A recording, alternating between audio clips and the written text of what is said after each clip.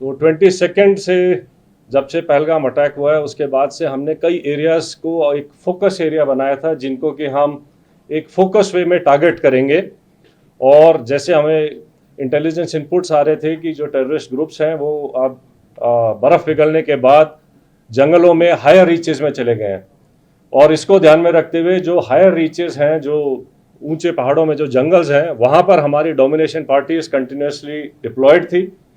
12 तारीख की रात को शोपियां के इलाके में जो काटोहलन फॉरेस्ट है और स्पेसिफिकली केलर के एरिया में हमारे को इनपुट आया कि एक टेररिस्ट ग्रुप वहाँ पर हो सकता है। तो जो पार्टीज़ वहाँ पर डोमिनेशन के लिए पहले से ही डिप्लॉयड थी काफ़ी टाइम से, उन्होंने अपने आप को रिलोकेट किया, उस जगह के ऊपर फोकस होके क्लोज इन हुए।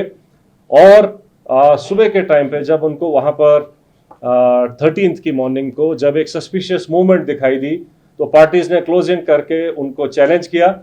और चैलेंज करने के ऊपर जो है जो टेररिस्ट थे उन्होंने तुरंत फायर खोला। उसके बाद एक एनकाउंटर स्टार्ट हुआ, लेकिन पार्टीज ने क्लोज इन करके उनको न्यूट्रलाइज किया। तो ये जो ऑपरेशन था ये हायर रीचेस में काफ़ी ऊंचाई के इलाके के ऊपर हुआ और काफ़ी डिफ़िकल्ट एरिया था जहाँ पर इस किस्म के ऑपरेशन को अंजाम दिया गया। जो सेकेंड ऑपरेशन था जो कि त्राल के इलाके में हुआ था, उसका टेरेन बिल्कुल डिफरेंट है, जो कि एक गांव के अंदर था।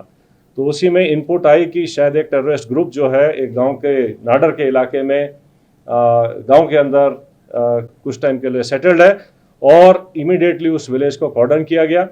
जब कॉर्डन लग रहा था तो ये टेररिस्ट जो है उन्होंने अलग अलग घर के अंदर पोजीशन ले ली और फायर करने की कोशिश की, रादर फायर किया।